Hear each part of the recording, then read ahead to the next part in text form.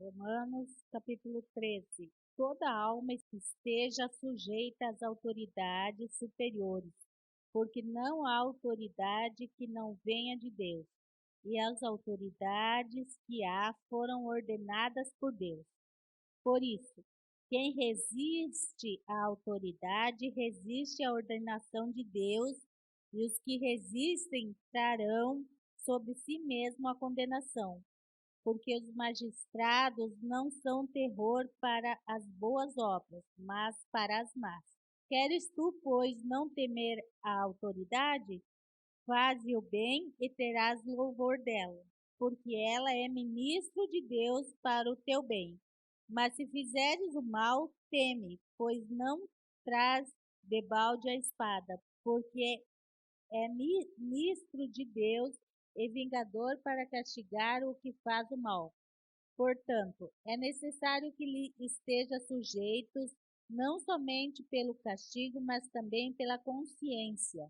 Por esta razão, também pagais tributo, porque são ministros de Deus, atendendo sempre a isso mesmo. Portanto, dai a cada um o que deveis, a quem tributo, tributo, a quem imposto, imposto, a quem temor, temor, e a quem honra, honra.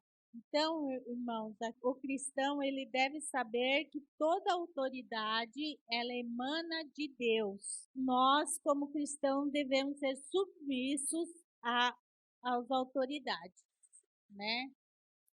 Ela emana de Deus, foi Deus que colocou, e nós então temos que ser submissos. O cristão não pode se voltar contra a autoridade. E aqui no texto está falando algo muito sério, né? Se você fizer o que é certo, não tem por que você temer a autoridade.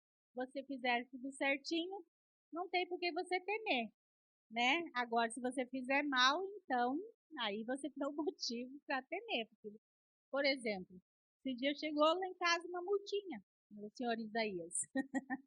Por quê? Porque ele não obedeceu uma lei. O que acontece nesse caso? A gente tem que pagar a multa e ficar quieto. Por quê? Porque existe uma lei. Nós é que transgredimos ela. Existe uma lei, justa ou injusta, ela existe. E nós temos que nos adequar a ela. Então, irmãos, nós precisamos ter, lógico que no nosso caso, não todos, né? Porque o Mike ainda estuda e alguns pretendem ainda voltar a estudar, mas nós precisamos ensinar nossos filhos submissão aos professores. Os alunos devem saber respeitar os professores, mas também devem conhecer os princípios da fé, para que não sejam afetados por uma cultura que confronte a fé cristã. Ainda que os ensinos sejam contrários à fé cristã, o aluno deve se portar com respeito ao professor sem se contaminar. 1 Tessalonicenses 5:21 diz: examinai tudo, retende o que é bom. Ter uma visão diferente não dá o direito de desrespeitar. Hoje nós sabemos que a sociedade, principalmente na escola, está se ensinando coisas que vão contrário aos princípios cristãos. São coisas que vão contra aos princípios. Então, isso, nossos filhos, eles não devem, eles devem respeito ao professor sem se contaminar com o conteúdo daquilo que eles ensinam. Então, a gente tem que saber separar o conteúdo com a pessoa que está dando o conteúdo. Ele é um professor. Na sala de aula, ele é uma autoridade. Nossos filhos precisam ter respeito aos professores. Nós precisamos ensinar nossos filhos a respeitar os professores. Hoje em dia, se perdeu muito isso. Foi se abrindo, muito leque. E hoje nós vemos a escola virou uma bagunça. Nós temos agressões, né, a professores, nós temos agressões entre alunos, muito bullying. No nosso tempo não tinha bullying? Claro que tinha, gente. Só tinha outro nome. Mas nós sofríamos bullying. Sofria também. Só que hoje se tornou uma proporção muito grande. Não estou dizendo que o bullying é certo, lógico que não é, mas se tomou uma proporção muito grande, entende? Hoje aqui, nossa, se um coleguinha tirar sarro do outro, nossa, vira um fuzuê daqueles. Eu vi essa semana uma professora sendo agredida pela mãe do aluno. A professora não estava errada, ela chamou a atenção da mãe do aluno, o aluno estava errado, e a mãe do aluno, em vez de ficar brava com o filho, esperou a professora na porta da escola e agrediu covardemente a professora, porque se abriu demais o leque, irmãos. Então, hoje está faltando respeito, submissão à autoridade. Quando eu estudava, se o professor cogitasse a possibilidade de mandar para a diretoria, misericórdia, né? Tremia até, porque ia levar uma do diretor, que, né? Às vezes ia ser até torto da escola, e ia levar dos pais em casa, porque nossa, eu conheço meu pai e minha mãe, eles iam ficar muito bravos se o diretor chamasse nós. Então a gente já sabia que ia levar do diretor e ia levar do pai e da mãe também. Eles não aceitavam esse tipo de coisa. Então, hoje se abriu demais, né? Hoje pode tudo. E aí, o que está acontecendo? É o que eu falo sempre, né? Foi de 8 a 80, não teve o meio termo. Antigamente era duro demais e hoje passou a ser mole demais. O que faltou? Um meio termo, uma coisa mais... Estava errado antigamente, que os professores até batiam nos alunos, estava errado, era exagero. Agora, hoje é o aluno que bate no professor, está errado também, né? Foi de um extremo para outro extremo. A gente vê professores que não conseguem dar aula, né? Tamanha bagunça na sala de aula. Tem uma amiga minha que era professora, eu não sei se ela se aposentou agora, mas ela, muito difícil ela dar aula. Ela disse que um dia ela estava dando aula e chamou a atenção do menino, ele chegou por trás, empurrou ela e depois ele veio para cima dela e mordeu o seio dela dentro da classe. Olha que absurdo. E ela tem que aguentar e ficar quieta. Ela falou, eu preciso ficar quieta, porque senão eu não consigo mais dar aula. O cristão e o filho do cristão, nós somos chamados para ser sal e luz. Nós somos chamados para ser sal e luz. Se não estamos sendo, se nossos filhos não estão sendo, tem algo errado. Tem algo errado. Independente da escola, independente do professor, independente da sociedade, o cristão tem uma postura diferenciada, ele deve ter. Por exemplo, todos nós aqui sabemos que essa terra vai se acabar e ela vai ser consumida pelo fogo, não é? E nós podemos pensar assim, bom, a terra vai acabar, vai ser consumida pelo fogo. Por que eu vou me preocupar com o meio ambiente? Por que eu vou me preocupar com isso, com aquilo, se tudo vai acabar, não é? Às vezes a gente pode pensar assim, irmãos, primeiro, quem criou o meio ambiente foi Deus. E ele deu para o homem cuidar. É tarefa do homem cuidar do meio ambiente. Ele deu essa tarefa para Adão lá no Éden. E continuou. Então é nossa, independente se as pessoas fizerem ou não, nós temos a obrigação de fazer. O cristão tem a obrigação. Por quê? Independente de qualquer coisa, nós seguimos as regras de Deus. Então, uma coisa que eu acho que matou na escola, o irmão Adriano falou, as crianças não estudam. Claro, os pais em casa não cobram. E outra coisa, esse negócio que não repete de ano, isso aí acabou com a escola pública. Acabou. Porque se estuda, passa de ano, se não estuda, passa de ano também. Então, por que a criança e o adolescente vai se esforçar se no final o resultado é o mesmo? Não é verdade? Irmãos, por que a gente leva uma vida certinha? Por que a gente procura seguir os princípios da Bíblia? Por que a gente procura não pecar? Porque a gente quer ir para o céu. Se as pessoas que fazem tudo errado fossem para o céu também, nós estávamos no prejuízo, não é? A Bíblia diz que nós seríamos os mais infelizes da terra, se fosse assim. Então, quer dizer, o prêmio, no final, ele tem que ser maior para quem faz certo e de quem não faz. Então, esse negócio da escola pública, de que pode passar de ano sem repetir, acho que isso foi para matar a escola pública mesmo. Para quem não sabe, escola particular, ela foi criada para ser um suporte para a escola pública, para aqueles alunos que não conseguiam aprender na escola pública, então eles iam para uma escola particular, né? Aqueles alunos que tinham dificuldade no aprendizado, tudo, então eles iam para uma escola particular para aprender. E olha como inverteu os valores, né? A escola pública era boa, a escola particular era uma escola para um auxílio para o que não sabia. E hoje está totalmente inverso. A escola pública é ruim e a escola particular, então, se tornou uma boa escola. A que custo? Nem todo mundo consegue pagar uma escola particular. Hoje o preço de uma mensalidade é o preço de um salário mínimo. Né? Como que as pessoas vão conseguir pagar? Não tem. É muito difícil. Então, vontade que o filho estude melhor escola, todos os pais têm. Mas condição é que é o problema. Então, olha como mudou, inverteu os valores. Então, é isso que eu falei. Nós saímos de um patamar e fomos para o outro lá embaixo. Não teve o meio termo, entendeu? Antes a escola era rígida demais, os professores até batiam nos alunos, então era muito, e passou por outro extremo. Não houve um equilíbrio, é o equilíbrio que faz falta, irmãos. O meio termo. E nós precisamos ensinar nossos filhos, como eu falei, não seguir cegamente o que o professor fala, porque tem muita coisa que vai contra a nossa ideologia cristã. Então, mas que os nossos filhos, eles têm que saber respeitar o professor, eles têm que saber respeitar o professor.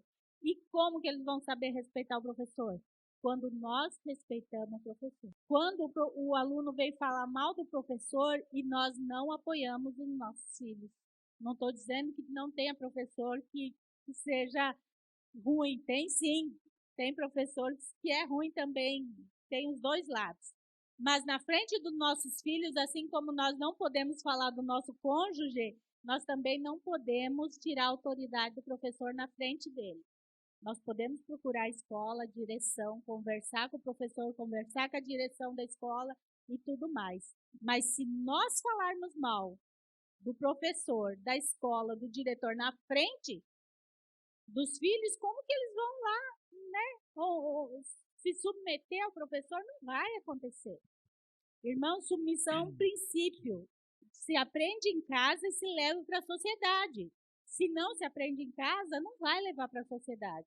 Então, não vai ser submisso a professor, não vai ser submisso às leis, não vai ser submisso à autoridade, não, e aí por diante. Então, é princípios que nós devemos ensinar como cristãos. Aqui a gente colocou assim, os alunos devem saber respeitar os professores, mas também devem conhecer os princípios da fé, para que não sejam afetados por uma cultura que afronte a fé cristã. Acho que é o ano passado, no outro ano, o Adriano estava arrancando os cabelos. Por quê? Porque a cultura de gênero, né, estava imperando e muita coisa errada, tal. O aluno cristão, ele deve se submeter a uma cultura dessa nas escolas? Não. Por quê? Porque afronta a fé. Mas por isso, pelo professor pensar diferente dele, ele pode desrespeitar o professor? Não. Não se desrespeita o professor por pensar diferente. Então, se respeita o que ele pensa, mas eu não cedo na minha fé. Então, não é porque eu penso diferente que eu tenho o direito de desrespeitar o professor. Não é porque o aluno, o meu filho é cristão, vai na escola e pensa diferente. O professor, ele é adepto a outra cultura e vem trazer os ensinamentos. O texto de 1 Tessalonicenses 5, 21 diz assim: examinai tudo e retende o que é bom. Então, ter uma visão diferente não dá direito de desrespeitar. Agora, não é porque o professor está ensinando que eu tenho que levar em prática na minha vida. Eu tenho que seguir os princípios de fé. mas sem o desrespeito, na submissão.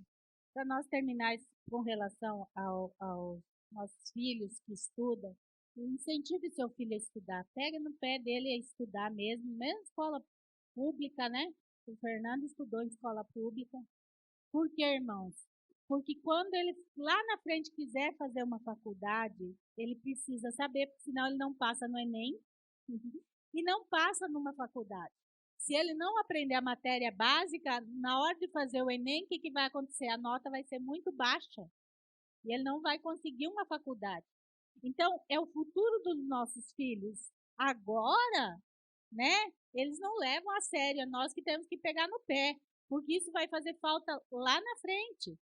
Hoje, para você entrar numa faculdade, é avaliado o seu Enem. Para você conseguir um financiamento do FIES, é avaliado sua nota do Enem, né? Para você conseguir uma bolsa, é avaliado sua nota do Enem. Então, você precisa tirar uma nota alta. Agora, quando você vai chegar lá, fazer uma prova e não sabe, como você vai conseguir nota?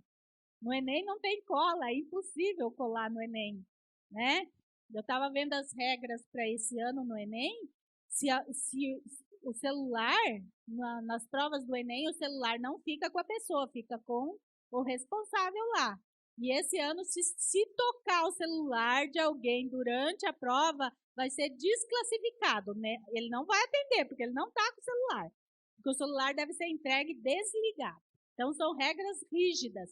E se os nossos filhos, nós não incentivar nossos filhos a estudar, não acompanhar o estudo deles, muitas vezes nós vamos ter que brigar, pegar no pé mesmo. Eles não vão gostar, mas faz parte, né? Eles vão lá na frente, quando eles planejam uma faculdade e é a realização de sonhos, né? Às vezes, eu quero ser isso, eu quero ser aquilo, e aí chega lá, não dá certo, se frustra. Por quê? Porque não aprendeu aqui atrás. Então, pais, incentivem seus filhos a estudar. Incentivem. Agora, eles não veem importância, eles só vão ver lá na frente. Mas como nós somos pais e sabemos da importância, então cabe a nós também pegar no pé dos nossos filhos com relação ao estudo. Isso também é dever de nós. Nós, pastores, não deixamos de ser, nós somos educadores também. Não só de fé, mas da vida como um todo. Na minha concepção, um pastor, ele tem o dever de ajudar as pessoas a crescerem em todos os aspectos da vida. Então, é dever. Por quê? Porque nós somos capacitados por Deus. Eu não entendo, vou citar, por exemplo, assim, vou citar o Valdinei. Eu não entendo de cavalo, meu filho. Mas se você precisar de uma orientação, Deus vai me orientar para te orientar. Por quê? Mas eu entender? Não entendo. Mas a minha capacitação vem de Deus para pastorear. E para a vida? Para a vida eu tenho que, ralar. O ano que vem, já a gente está conversando com minha esposa, o ano que vem eu pretendo começar uma nova faculdade. Estou pensando, estou me programando, tal. Não é porque eu sou pastor que eu não devo me preparar intelectualmente. Eu preciso ter uma boa formação. E nós devemos incentivar, nós pastores, incentivar os nossos liderados a estudar, se preparar para a vida.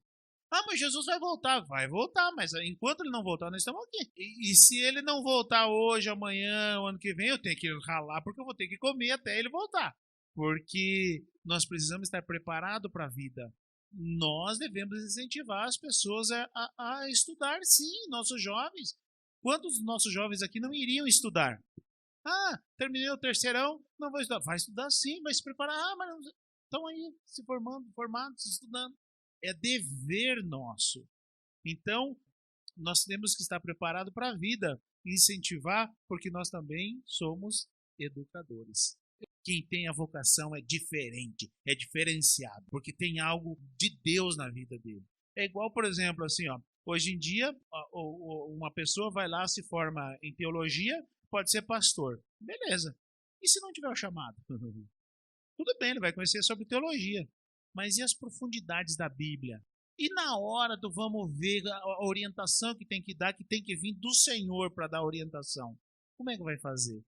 E na hora de atender a pessoa tete a tete, nas madrugadas, ele não vai ter aquela disposição que o pastor tem que ter. Beleza, ele é formado, tem o título e tal, mas e cadê o chamado? É assim o professor, entendeu? Por isso que muitas vezes dá esse tilt aí na educação, alunos e tal. É muito, sim, tem dos alunos, hoje em dia tá demais.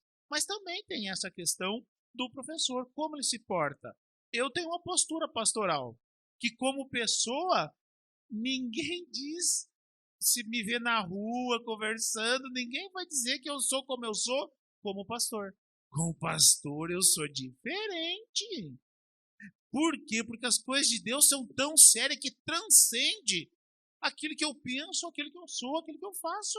Então eu preciso levar, eu temo e tremo das coisas de Deus. Quando eu vou fazer alguma coisa no meu ministério, gente do céu, eu não posso errar. Então eu devo tomar todo o cuidado do mundo para que eu não erre. Porque como pastor, gente, a responsabilidade é demais. Eu não posso errar.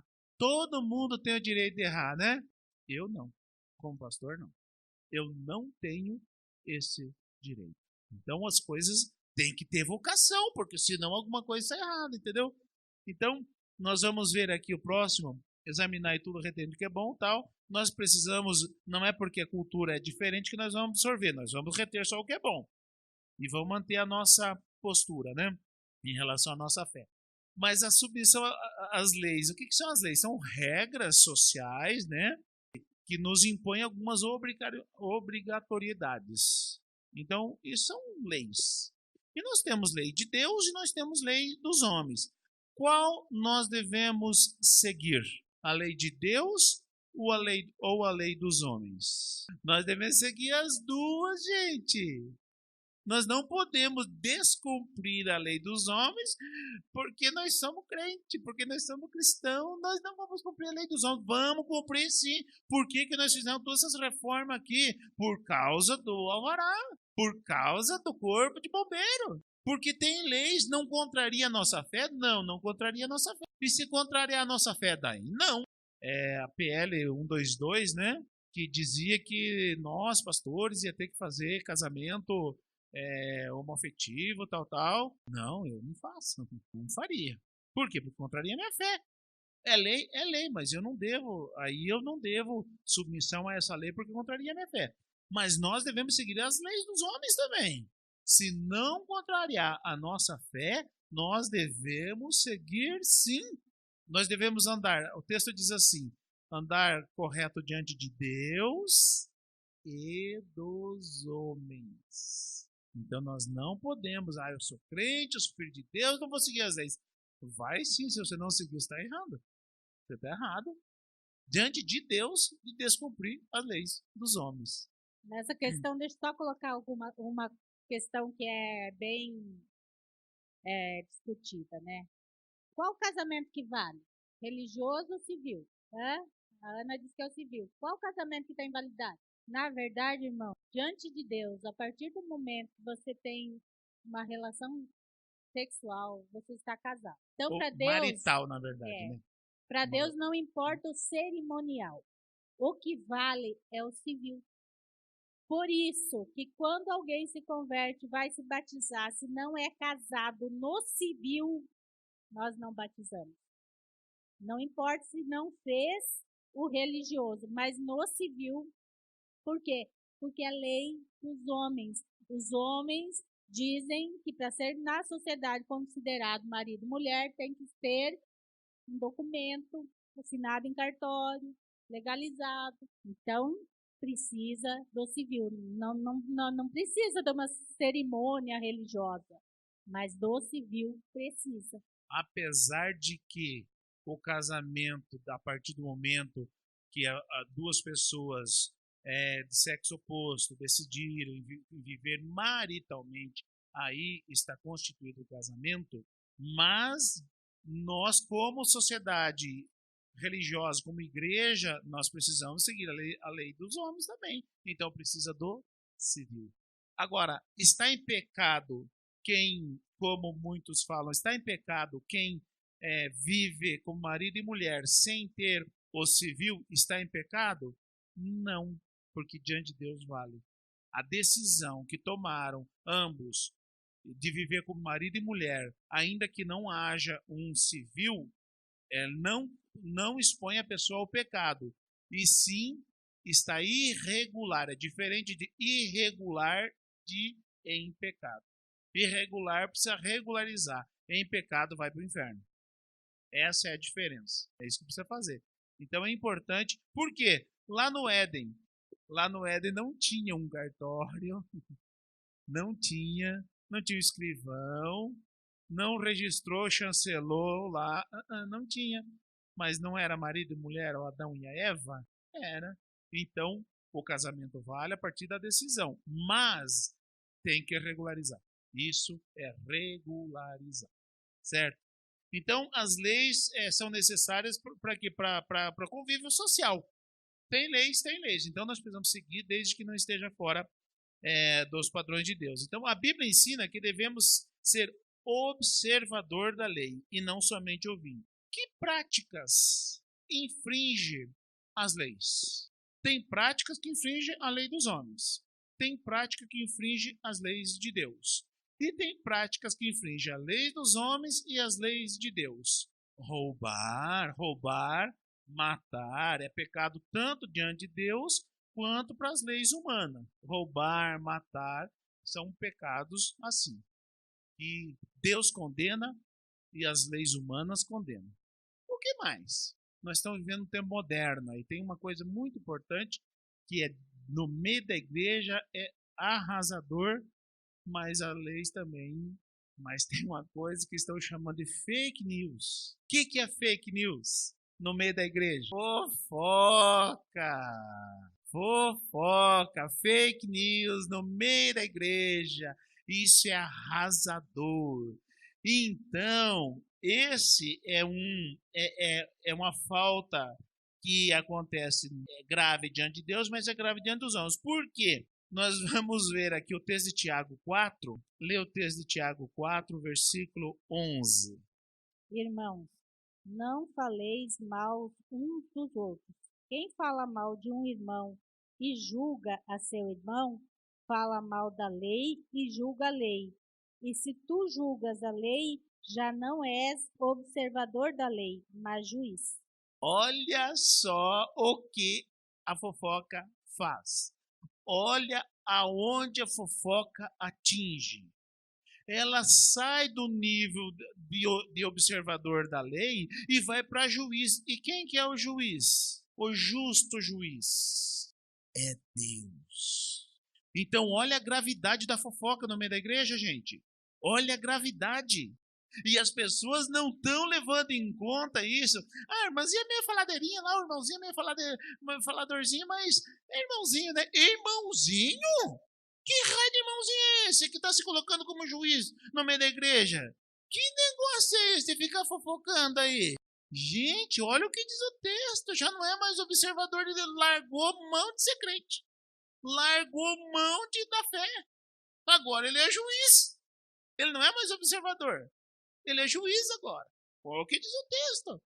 E nós tolerando esse tipo de prática no meio da igreja. Gente, fofoca não se tolera no meio da igreja. Por aí é fake news. Aqui na igreja fofoca mesmo. Não é tolerável. Mas não é porque vai afetar só os outros. É porque o tal fofoqueiro já não é mais observador da lei. Ele já saiu da posição de observador, ele já é juiz. Agora, é importante a gente saber de uma coisa. O que é a fofoca? Então, assim, ó, fofoca, vamos supor assim, ó, eu pego algo da Ana, e aí eu sei algo da Ana. Aí eu chego, assim como quem não quer nada, hein? Chega assim, pro outro irmão, não tem nada a ver, não é família, é irmão da igreja, tudo irmão. Chega assim, Adriano, você viu a Ana? O quê? Não tô sabendo, não. O quê? A Ana, isso. Uma cobra. Fofoca é isso. Se eu sei algo da Ana, eu não vou chegar no Adriano.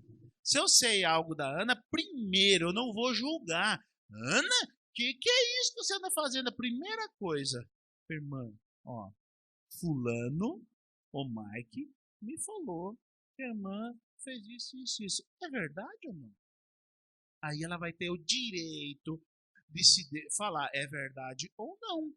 Porque às vezes o que o Mike falou é mentira. E se o Mike falou mentira a respeito de você, você vai estar sabendo da mentira que está sendo dita de você. E você está sabendo quem é que falou. E aí, é mentira. Ô Mike, vem cá, meu filho. Você falou para mim que a Ana isso, isso, isso. E ela falou para mim que não. Quem que te falou?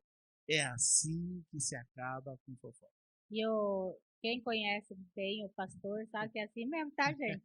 Não adianta vir falar com um passarinho que me contou, que não vai funcionar, tá? Vai ter que dizer nome, sobrenome, onde mora.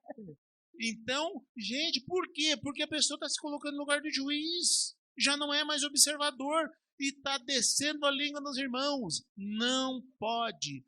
Agora, vamos supor assim, o Mike, agora mudando de contexto, aqui era tudo irmão. O Mike sabe algo da Ana e ele chega em mim, que sou o pastor da igreja, e ele fala assim, pastor, olha, fulano me falou isso da Ana. Ah, tá. Tá bom. Fulano, tá. Eu vou chegar no fulano que falou para ele, porque era o fulano que tinha que chegar em mim. Se o fulano tivesse chegado em mim, não era fofoca. Se o fulano chegasse em mim, não era fofoca. Vamos supor assim, foi o Crispim que falou. Se o Crispim, em vez de falar para ele, falasse para mim, não é fofoca, porque ele está trazendo para quem deve resolver a questão. E aí eu vou chegar, o Crispim falou para mim, Ana, o Crispim me falou isso, é verdade? Eu falei, não é verdade não. Tá, então, o Crispim, vem cá. A irmã falou que não é verdade.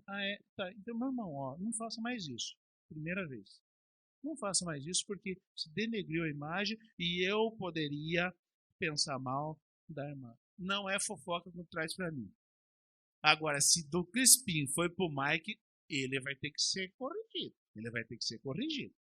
Porque ele delatou algo para um terceiro que não tinha nada a ver. Qual que é o ideal? O ideal é ele, que ficou sabendo, em vez de falar pro Mike, chega direto na irmã Ana.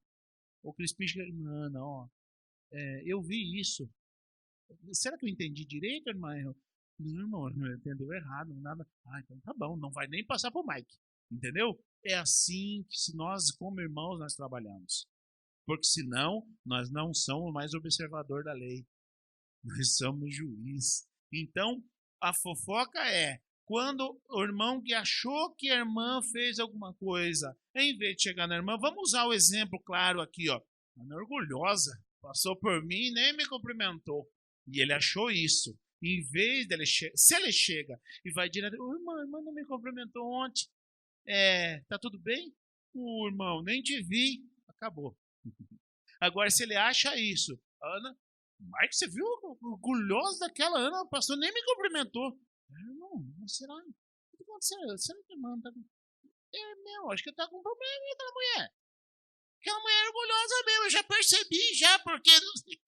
E aí começa a aumentar o negócio. E quando chega em mim, tá uma guerra. É isso que a fofoca faz. Não pode. Por quê? Porque aquele fofoqueiro já não é mais observador da lei, já esqueceu a fé, já está na carne, já está sujeito ao inferno. E não pode. Então tem que voltar a observar a lei. Se achou que a irmã não te cumprimentou, vai até a irmã. Eu aprendi isso. Vocês percebem que eu vou de irmão em irmão cumprimentar durante o culto? Para mim, ninguém vira a cara, nunca virou. Eu nunca tive problema. Eu participei de poucas igrejas até hoje. Eu participei de uma igreja no Sul, que foi a qual eu me converti. Quando eu vim para cá, eu fui congregar em Campinas, porque era a única igreja que tinha da nossa denominação próxima. Congregamos lá, acho que 1 ano, né? Mais ou menos. Aí demos início na igreja de Pedreira e fiquei lá até que eu vim para Santo Antônio de Posse. Então foi só essas igrejas que eu congreguei até hoje. Mas em todas essas igrejas que eu congreguei, desde que eu me converti lá no Sul, nunca ninguém virou a cara para mim. Só que eu aprendi com a minha mãe. A minha mãe nunca ninguém virava a cara para ela, porque ela fazia isso, ela chegava de um por um. E eu sempre fiz isso na igreja, desde que eu era um molecote lá no sul. Eu sempre fiz assim. Eu não estou fazendo agora porque eu sou pastor, eu sempre fiz isso, entendeu? Por quê? Porque eu aprendi que assim eu nunca vou ter nada contra ninguém, e se alguém tiver alguma coisa contra mim, vai acabar, porque eu vou dar a paz do Senhor. Está falando fofoca, mas é diferente, por exemplo, essas coisinhas que o pastor citou, de não olhar na. Agora, se eu sei e eu vejo algum irmão em pecado ou cometendo pecado, sim, eu devo procurar a liderança da igreja, e não é fofoca, e contar. Por quê, irmãos? Porque o pecado, ele traz consequências para a igreja como um todo. O pecado pode ser meu, mas onde eu congrego sofre os danos do meu pecado, entendeu? Eu devo levar para a liderança caso de pecado. Pecado é algo seríssimo, né? Diferente de, não me cumprimentou ou coisa assim. Quando há pecado envolvido, a liderança precisa ser colocada para que vocês vejam, né? Que aqui nós colocamos em disciplina, né? Chamar atenção, a pessoa vai em disciplina e tudo mais. Por quê? Porque é algo sério. O pecado, ele aflige o corpo. O irmão que está em pecado dentro da igreja, ele está levando a igreja a padecer. Então, é sério. Então, com relação ao pecado, é algo sério, não deve ser... o irmão está pecando, mas eu não vou falar aquilo para o pastor, deixa o irmão lá. Não, não. Eu devo levar a liderança. Até porque o pecado do irmão, se não tratado, vai atingir a todos. O pecado no meio da igreja é coisa seríssima, não pode ser tolerado. Então, assim, hoje, eu não sei de nenhum irmão que está na prática do pecado aqui na igreja. De nenhum. Porque se eu souber de um, eu vou tratar. Agora, se a pessoa aceita ou não aceita, é outra história. Mas que eu vou tratar, eu vou tratar. Então, hoje, dia 12 de outubro, dia das crianças, hoje eu não sei de nenhum irmão que está em prática de pecado. Porque os que eu soube, eu tratei, e os irmãos sabem. Então, porque se eu soubesse de um, eu estaria tratando. Então, se eu não tratei, é porque eu não sei. Porque quando eu sei, eu trato. Nós não podemos ser coniventes, porque o pecado não é só afeta aquele que pecou. Afeta todo mundo, afeta a igreja toda, inclusive a mim. Então, muitas vezes, lá nas madrugadas, eu estou orando e Deus me incomoda em relação a alguém, porque eu não estou sabendo. E quando Deus me incomoda em relação a alguém, eu chego na pessoa, converso com a pessoa, e às vezes aquela pessoa está vivendo uma situação de pecado e a gente trata.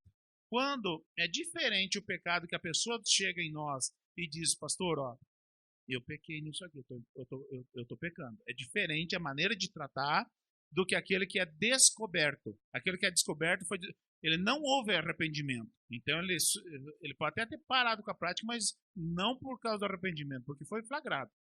Então é diferente o tratamento. Quando a pessoa vem espontaneamente e confessa o pecado, a gente trata particularmente. Quando a pessoa é descoberta, é tratado publicamente.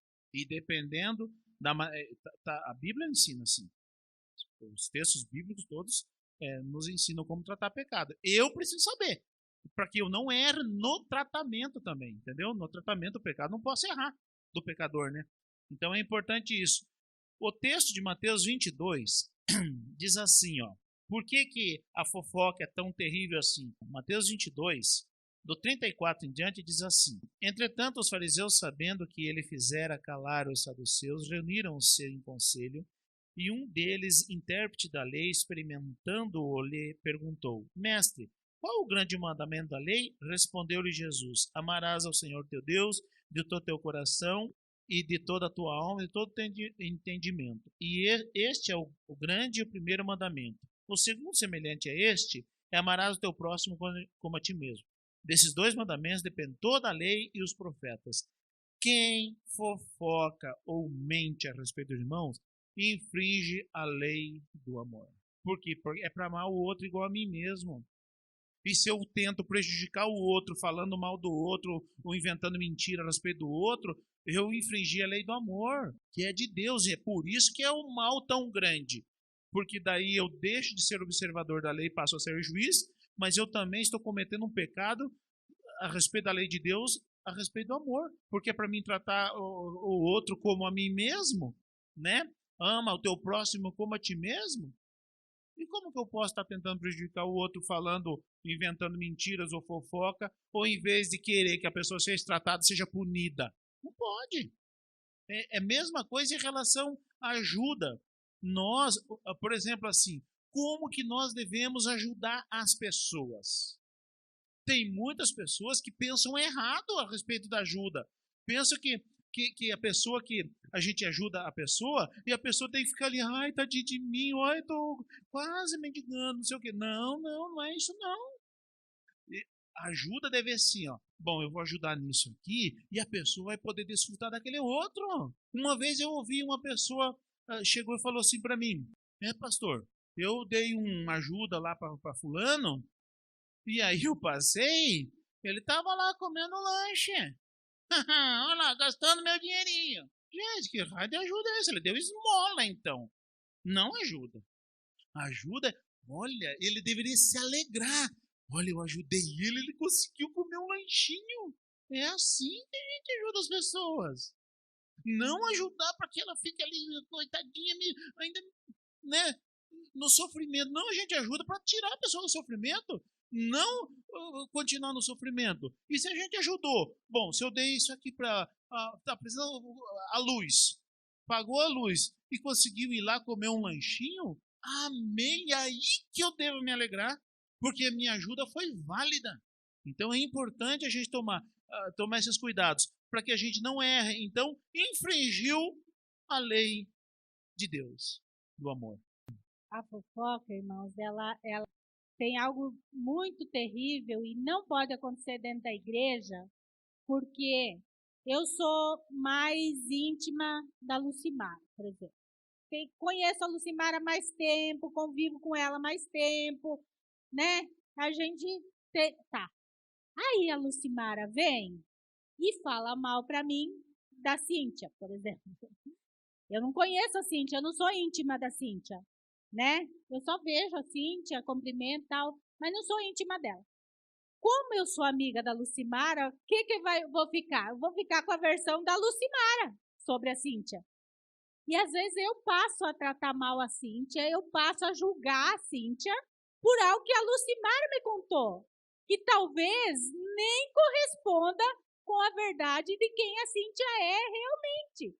Então a fofoca, irmãos, ela tem esse poder de afastar as pessoas, de fazer com que a gente receba e crie a imagem da pessoa sem conhecer a pessoa e a gente julga pelo que ouviu falar da pessoa. E não pelo que a gente conhece da pessoa. Eu não moro aqui em Santo Antônio de Posse, ainda bem, porque senão o pastor ia ter muito problema. O pastor ia ter muito problema se eu morasse aqui na Posse, irmãos. Por isso que ele citou, né, de não cumprimentar. Eu sou a chata, minhas amigas me chamam de chata. Eu não vejo ninguém na rua.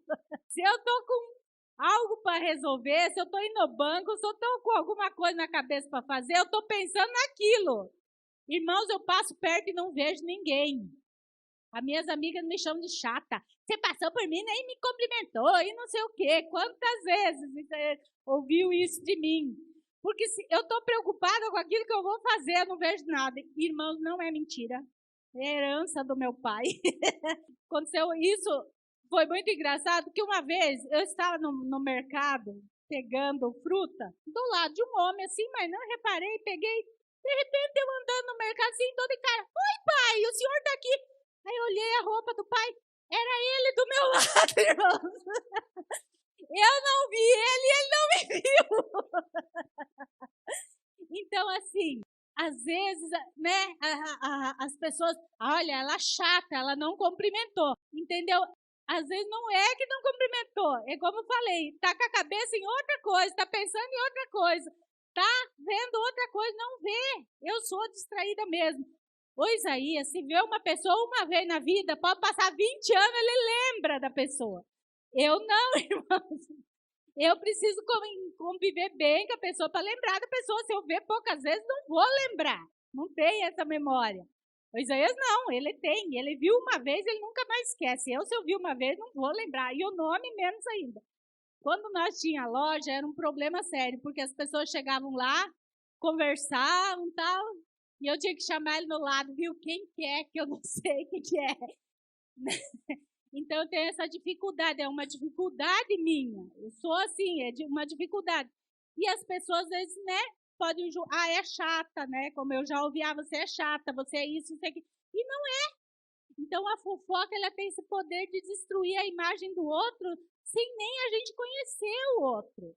Então, no meio cristão, nós não pode existir fofoca, porque somos todos irmãos. Diante de Deus, somos todos iguais. Deus morreu por cada um de nós aqui e Ele nos ama de igual modo. Então, a fofoca no meio cristão é algo que infringe a lei de Deus. Então, é algo gravíssimo que deve ser extinguido do meio cristão. É importante também, nós, como líderes, a gente sempre, por exemplo, assim, ó, quando eu vim para Santo Antônio de Posse, eu não era daqui. Então, o que acontecia? Tinha irmãos que vinha, chegava e falava, sabe, fulano? Puxa, fulano é assim, assado, tal. Se eu fosse tratar as pessoas pelo que eu ouvia umas das outras, eu tinha acabado com a igreja. O que acontece? Eu não trato ninguém pela versão ou pela experiência dos outros. Eu posso ouvir o que eu quiser, eu ouço tudo. Por isso que eu ouvi tudo, retende o que é bom. Eu ouço da pessoa, mas eu só vou formar uma imagem da pessoa a partir do meu convívio com a pessoa. Então vamos supor assim, ó, a Carla, né? A gente está convivendo agora, mas não convivia. Não adiantava a Ana vir falar, Carla, você não conhece a Carla. A ficha dela é capivara sim. Não adianta vir trazer para mim, eu vou ouvir, posso ouvir tudo, porque, né? Ouvir a gente ouve. Mas eu não vou formar a imagem da Carla pelo que a Ana me falou. E aí, se eu for chegar na Carla, aquela jararaca, a língua bifurcada, ela não fala mesmo. Ela fala, já deve ter falado tudo já. Então é importante para nós líderes, nunca formar uma imagem de alguém pela visão do outro. É pela minha experiência, é pelo que eu convivi, é que eu vou tratar da pessoa, e não pelo que eu viveu com o outro. Porque eu não sei o que aconteceu com os outros, eu não sei da história dos outros. E o que viveu para trás também não me interessa. Vamos ver a partir de agora o que vamos trabalhar. Então é importante para a gente tratar as pessoas com justiça e dignidade. Então, a fofoca tem esse poder de se colocar acima da lei de Deus. E esse é o grande problema da fofoca. É por isso que eu não aceito. Que não pode ser tolerado no meio da igreja. Eu não aceito. Não pode. Porque a coisa é séria. Mateus 7,17. Diz assim o texto. Ó. Tendo eles chegado a Cafarnaum, dirigiu-se, o 24 em diante, dirigiu-se a Pedro os que cobravam impostos de 2 dracmas e perguntaram, não paga o vosso mestre as 2 dracmas? Sim, respondeu ele. Ao entrar Pedro em casa, Jesus lhe antecipou dizendo, Simão, que te parece? De quem cobram os reis da terra impostos ou tributo? Dos seus filhos ou dos estranhos? Respondeu Pedro, dos estranhos. Jesus lhe disse, logo estão isentos os filhos. Mas, para que não os escandalizemos, vai ao mar, lança um anzol e o primeiro peixe que fisgar, tira-o, e abrindo-lhe a boca, acharás o estáter. Toma-o e entrega-lhes por mim e por ti. Um outro pecado, que é tanto diante de Deus quanto diante dos homens, é a sonegação. Mas é um pecado tão comum que muitas vezes nós cristãos caímos de patinho, sem perceber.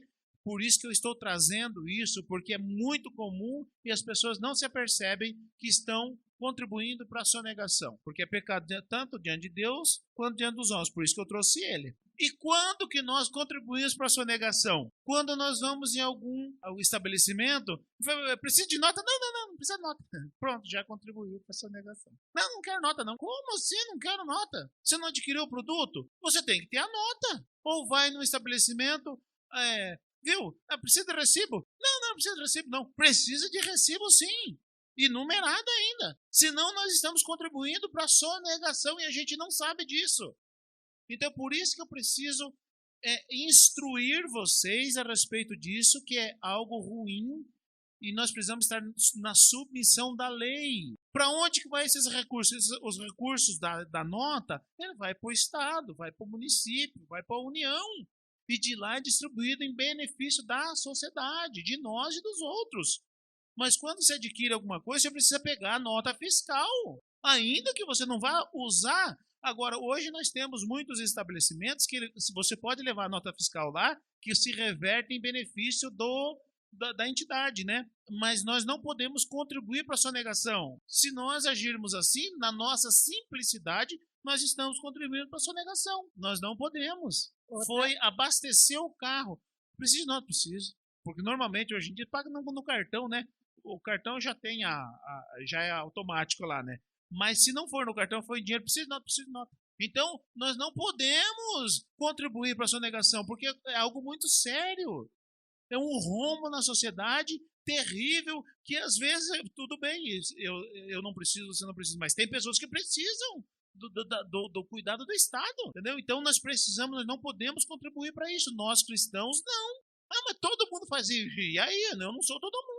Eu sou cristão e eu vou andar certo em relação à lei. Nós não podemos sonegar impostos.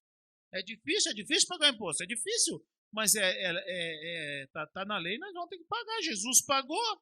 E o que ele disse? Os filhos não deveriam pagar, mas vai e paga por causa que nós não podemos ser escândalo para eles. O que acontece? Da onde que saiu o dinheiro que o Pedro pagou o imposto? Da onde? Onde é a sonegação? Agora, para mais claro, gato em relógio de luz. É sonegação, irmãos? Tá errado. Gato em relógio de água. É sonegação, tá errado. Outra coisa, irmãos, que tá errado e se cristão costuma fazer. TV por assinatura. Sky Gato, já é errado. TV por assinatura com 2 pontos. Eu ganhei 2 pontos. Só que eu instalo um na minha casa e outro na casa do outro. Pela TV por assinatura, Claro, Sky, qualquer uma delas não faz isso, é ilegal. 2 pontos na mesma casa. Se fizer 2 pontos, um em cada casa, é ilegal. Os próprios que instalam, os empregados da operadora fazem isso. Eles fazem isso. Mas está errado. Se o cristão fizer, está errado, irmãos. Está errado. Mas eu vou ter que pagar 2 assinaturas. Vai ter que pagar 2 assinaturas. Nós fizemos isso.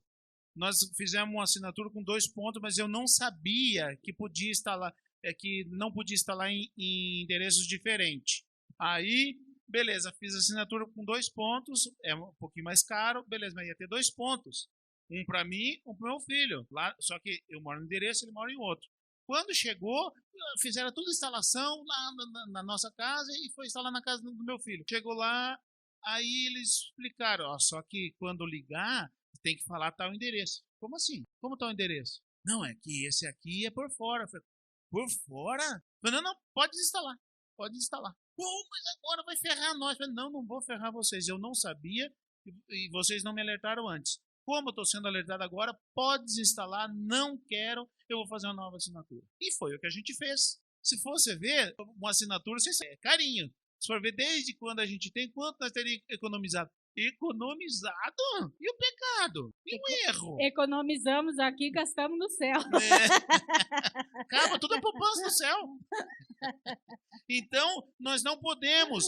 É importante nós saber disso aqui, De onde que saiu o dinheiro para pagar o imposto de Jesus e de Pedro? Da onde que saiu? Do trabalho de Pedro. O que Pedro era? Pescador. Por que ele não mandou carpir no milho?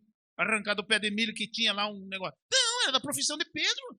Pô, Pedro, do teu trabalho você vai pagar o teu imposto. Por quê? Porque eu tô te dizendo, vai lá, aquele peixe, o primeiro que você pegava, Aí tem a mão de Deus no nosso trabalho. Ah, mas se for pagar tudo depois não consegue. Consegue sim, porque tem a mão de Deus. É Deus que faz com que o peixe que tem a moeda venha no anzol de Pedro. Mas quem foi pegar o peixe foi Pedro. Então o imposto de Pedro e de Jesus foi pago com o trabalho de Pedro e com a revelação de Jesus. Nós não podemos confundir que, mas pelo menos eu vou pagar tudo isso de imposto, vai pagar tudo isso de imposto sim. Eu vou pagar tudo isso de luz, um gato aqui resolve, irmãos. Vai resolver, você vai pagar menos luz e com Deus. E aí? Então, a troca não compensa. A troca não compensa, eu economizo aqui, né? Mas diante de Deus estou em pecado, estou errando. É pecado, irmão. Mas a energia é muito cara. Né?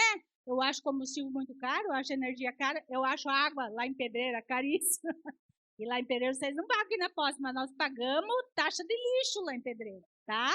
E caríssima. Caríssima, porque não é uma taxa só para todo mundo, é o valor da casa. Então, quanto maior a sua casa, mais taxa de lixo você paga. Eu acho que não é nem taxa de lixo, é taxa de luxo, porque é muito caro. Então, assim, eu acho errado, nós já pagamos isso no IPTU, né? Mas o povo se calou, deixou eles fazer a lei, né? Nós temos o direito de questionar antes que a lei seja feita. É nosso direito. Mas se o povo não exercer o seu direito, depois tem que pagar e ficar quieto, né? Mas tem que pagar. Eu acho errado, mas eu tenho que pagar. Então, assim, só que Deus sabe as nossas condições. É como o pastor falou, Deus vai abençoar em cima daquilo que a gente está acertando. Deus sempre honra também quem honra ele. Lá, Deus sempre honra. Lá em Malaquias fala assim que o povo, ele colhia muito, mas parecia que botava em saco furado. Quando a gente faz as coisas certas, o pouco vira muito. Quando a gente faz as coisas erradas, parece que quanto mais vem, mais vai. É como pôr num saco furado, entra por cima e sai por baixo. Entendeu? Por quê? Porque não há a bênção de Deus. Quando há a bênção de Deus, a prosperidade. Irmãos, prosperidade não é ter carro, zero, casa, tal. Prosperidade é eu conseguir me manter, eu conseguir manter minha família, eu conseguir viver com o meu salário, é uma prosperidade. E isso vem de quem? Vem de Deus quando a gente faz as coisas certas. Quando a gente faz as coisas erradas, se ganhar 1.000 não dá, se ganhar 10.000 não vai dar. Vai continuar não dando.